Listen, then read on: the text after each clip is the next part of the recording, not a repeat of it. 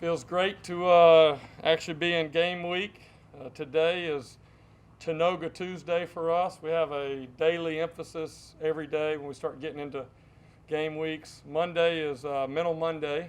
It's all about the mental approach, and practice is really geared towards kind of figuring out what we're doing, what the defense is doing, offense is doing, what our opponent's doing. Tanoga Tuesday stands for takeaway, no giveaway. So it's really a day that's all about turnovers, right? And on offense, protecting the ball. On defense, creating turnovers. And just always important. Wednesday is Working Man Wednesday. It's a work day. You got to put in the work. Thursday is Team Thursday. Your team starts coming together with the plan of what we're doing. Friday is Focus Friday, getting everybody locked in and focused on the game. And then if we do that well, we'll have a successful Saturday. And so that's kind of our days of the week. And then Spiritual Sunday for anybody that chooses to participate in that. So I really just like giving the guys a daily focus and kind of have them every day, kind of have something to look forward to and really working on.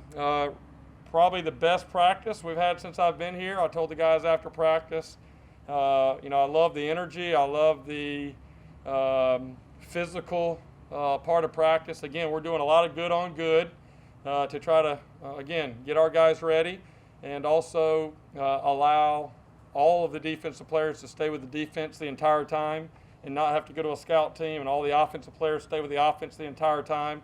And then again, the good on good work that you get during your typical scout periods is a lot more realistic to a game, and very physical today. We're not tackling to the ground, but we are staying up in what we call our thud tempo, where it's full speed, hard contact, wrap up, but keeping everybody off the ground.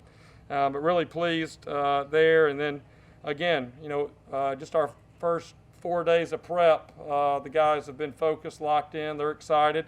I think the biggest thing, my job is going to be kind of making sure that we don't use all of our emotion and energy during the week. And we still have a lot of preparation to do, and really it's about peaking at 7 o'clock Saturday night.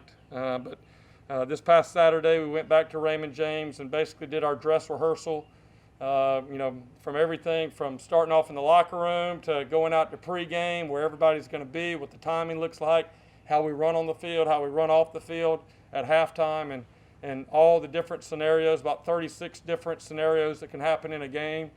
And I've been a part of some good dress rehearsals and some bad ones over the last 12 or 13 years at my previous school, and didn't really know what to expect. But, man, these guys were locked in and serious just like a game. So that was a really good sign for me. And then, again, yesterday was also a good practice. So early in the week, I feel like we're off to a really good start.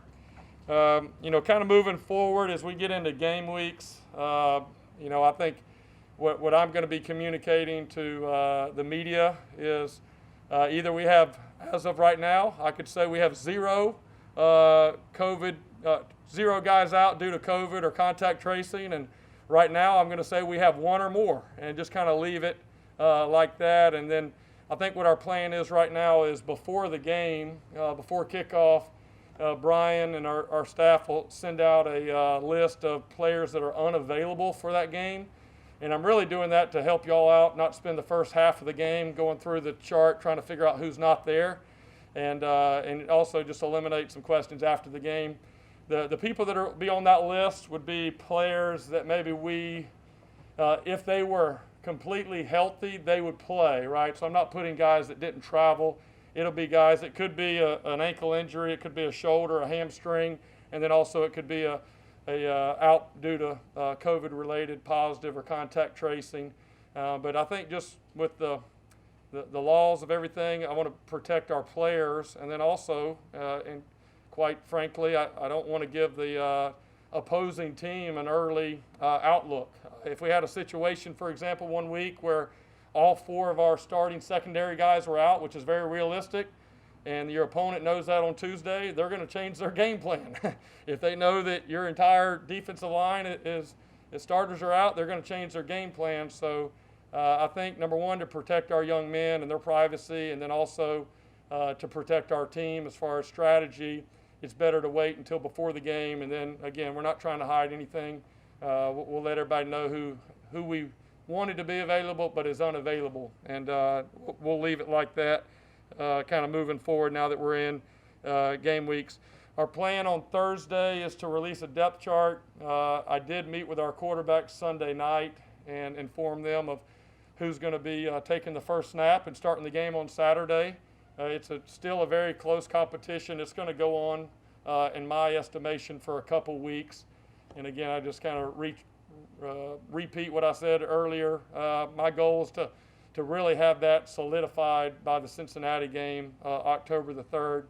But I met with the quarterbacks Sunday night, and I told our team Monday morning, and we'll be releasing our first depth chart with the starting quarterback on Thursday before the media availability, and I'll have a chance to answer any questions there. So with that, I'll open it up for any questions. Yeah, because you seem to be doing a little bit more physical stuff than some teams, and I've seen some things where coaches have been concerned because they don't think that their teams they're wearing out late in practices, and they're afraid of what might happen in the fourth quarter. Because I mean, you can hit a blocking dummy all you want, but that's not a moving target. It's not a big. How concerned are you about that kind of thing? Yeah, it's difficult. Again, we're all going through this as coaches. We're all going through it for the very first time, and a lot of us are calling around trying to figure out what other people are doing, and we just have to figure out as a staff what works for us. It starts with our medical staff, and again, very fortunate. We've got a great medical team and doctors that kind of give us some parameters to work within, and then as coaches, we strategically look at it. Now, one thing that is different is we have more breaks during practice than we typically would. A typical year, which this is definitely not a typical year, you would have 2 breaks during a 2-hour practice. And now we probably have 6 breaks during a 2-hour and 20-minute practice. And so you do good on good for about 20 minutes, and then you say, all right, 4-minute break, everybody sit down. We got popsicles, we got Powerade, we got the whole deal. Let everybody take their time. All right, are we good? All right, now let's go. And we go back. So it's taking a little bit longer. We still have to stay within our 20 hours that we have. So it's a little bit, you give up a little bit of meeting time to spread out practice a little bit longer. But, at the end of the day, you got to physically be ready to go out and play. And so, so far, I feel good about our plan. But, I mean, it's already changed multiple times. And we're trying to get to the best plan. And we just got to be able to monitor and adjust. But I'm very pleased with what our plan is up to this point. And I guess we'll find out Saturday night if it was successful or not. Have you noticed any drop-off late in practice sessions? Some coaches have said that late in their practice sessions they've noticed a drop-off whereas before. Yeah, so probably a week ago, yes, and that's why we made some adjustments to adding more breaks. And then also, just full transparency, we're going earlier now. So we're bringing our players in earlier. Today we were on the field at 8:30, where last week we were on the field at 9:30. And part of the reason is the difference in the heat here between finishing at 10:45 and finishing at 11:45. So you're trying to find every way to kind of help your guys have efficient practices. And so those are some of the adjustments that we made.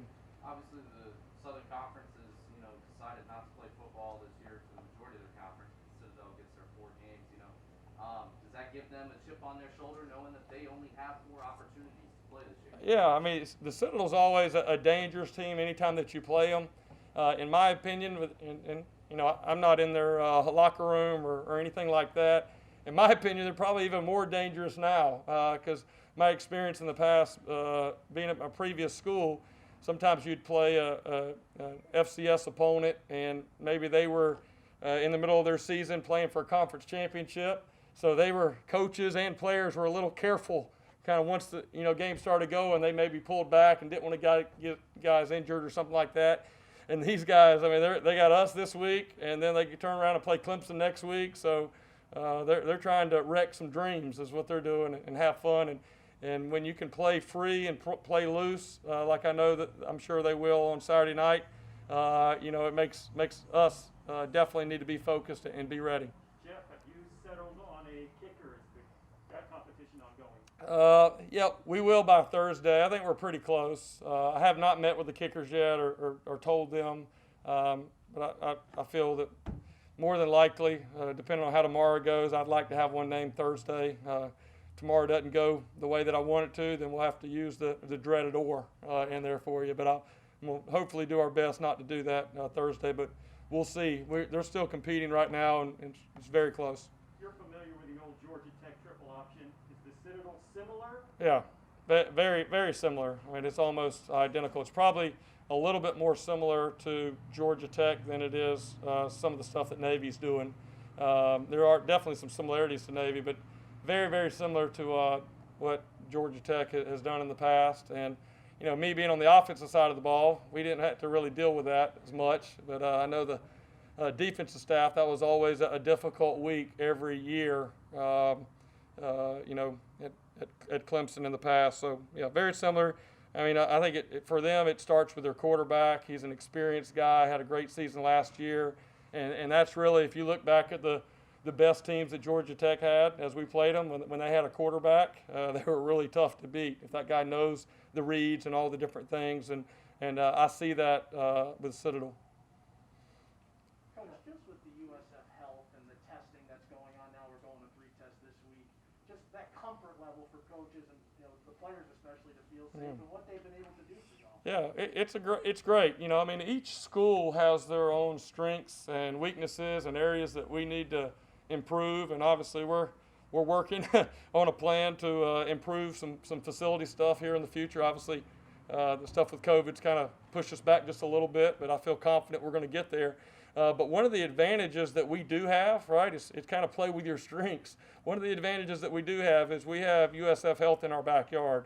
And I know I've talked to coaches in our conference that, you know, it's taken them 2 and 3 hours to get testing done. So it's really, you know, taken up part of their day and part of their preparation. It's been difficult with the timing. And, I mean, we get our test results back very quickly. They come over here to actually test our guys right outside of our facility every day. And I think also the trust level that our medical staff and doctors have with the quality of the testing, it gives myself confidence as a coach to stand in front of my team and say, you know, I do feel it's safe for us to continue as we've, you know, identified some issues in certain places. And I think that's really helped our guys, because they also, at the end of the day, it's what your players know and what they believe. And I think they're very pleased and confident with the resources that we have here with USF Health in our backyard. You guys are 3-4 weeks now in the classes. I mean, probably maybe a little less, but you know, how are the guys adapting? I know there's been some clusters on campus, but are they? Yeah, I mean, I don't know many of them. I think we have 19 in-person classes, and I don't know how many of those have actually been meeting in person. Probably the biggest change from the spring is the online classes now. The majority of them, you actually have to be logged in at 1:30 or at 2 o'clock and sit in front of your screen and be there with the teacher, which is good. Where I think in the spring, when it went really quickly, it was kind of like they emailed you the assignments and, you know, you did it on your own timing. So our guys have had to get kind of adjusted to that a little bit. But really, we haven't seen anything that we feel like students back on campus, you know, and obviously that's going to be a daily and weekly deal. And again, it's just trying to educate our guys as much as we can and learn from other situations, other places. But so far to this point, it hasn't been a major issue for us. Jeff, this whole whirlwind for you started back in December with you basically juggling 2 jobs. How did you do that? Did you sleep? Yeah, I want to be sure we get credit that we had the first Zoom staff meeting in December of 2019. So there's something that just said, hey, let's get ready. So my first 2 staff meetings were through Zoom from Clemson. And you know what? I would say this. I mean, has there been some long days, and we're not through it yet, right? We're getting to the season. We're excited about that, but we still know we have challenges. But just being fully transparent, I've had a lot of fun already, and the season hasn't started yet. And I mean, it's just every day being around these guys and seeing their excitement and energy. And, you know, they balled in. I had a question maybe yesterday on the radio show. Sam Barrington asked a good question just about, getting guys to buy in. And when you come into a program maybe that lost the year before and there's coaching turnover, you got so much. I said, to be honest, what we did is we set the standard. Hey, this is going to be the standard. This is the expectation. And either you meet it or you don't, And what I saw, and I don't know what I expected because I didn't really know what was in our locker room, but by and large, 96% of the guys have really risen to those expectations. So that's been very rewarding as a coach to see that and to see guys. I can remember the first few years at Clemson when Coach Sweeney really kind of set that standard, and you could just see drastic difference. And, I'm really hoping for this team that they can see that this year. It may take a year or two, similar to what it did in the past other places, but I want that for our guys. I want them to see that because they've been, really focused on the details and showing up on time for meals and showing up on time for meetings and doing things, that it does translate into success on the field. And how you do anything is how you do everything. And there's a standard in everything that you do. So for seeing that, it's been fun.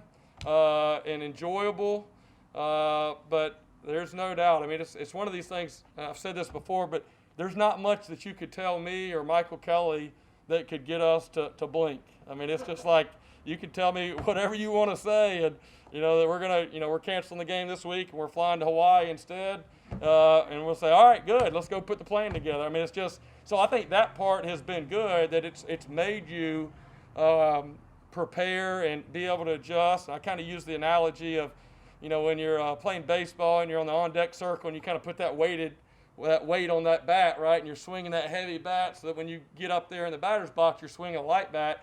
I feel like a little bit like this year, and it could be potentially into next year, we're swinging a heavy bat, but it's going to pay off for us whenever, down the road, and things are going to become a little bit easier, hopefully, as we get a handle with COVID and stuff. So, it's a very interesting time, challenging, but a lot of fun. I can just tell you, I get up really early and get excited about getting over here every day. Can you describe your mindset? Like, if you had a moment to sit back and take in the fact that you make your head coaching debut on Saturday? Yeah, I'm good friends with Ryan at Memphis, head coach. I know he had the bowl game, but for his first full season, we probably talk once a week. And so I just kind of checked in with him before their game the other night and said, all right, I get to watch you first. I get a whole another week to kind of get ready. But, I think it's kind of what we tell our players too, that like you got to be so busy being great on what's in front of you that you don't think about that. Now, I'm sure we get out there Saturday night, and I just know how I am. I'll take a minute or two and kind of enjoy that moment and that time. And for me, I want to enjoy the moment in the locker room after the game with the players. That's kind of what I would look forward to more than pregame or pregame talk or anything like that. That's the part where, all this work they put in to be able to have a special ending to the first game would be ideal. Jerry, last week you were asked if this is your most challenging season in your career. Has it also been your most rewarding, given you go back to KJ in June and his walk, and then all the protocols that have to be followed throughout the last few months? Yeah, I would say that probably the two, and I guess part of it I would say is we're only halfway through this season, or halfway through the year. We're starting the season, but up to this point it has been very rewarding. And, I think anything in life that you finally get to a place where you really appreciate it, it's because it was hard, it was tough, there was challenges, there was adversity that you had to fight through to get to the other side, and that's what made it rewarding. And I think, again, to see the way that coming into a new environment and with these players, all new coaches around them, and to see that the way they've handled themselves has made it very special for myself and this coaching staff.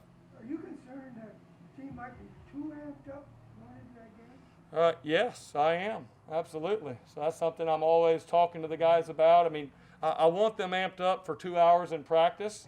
There's kind of the bits and time during the week where you want to get there and then you want to pull back.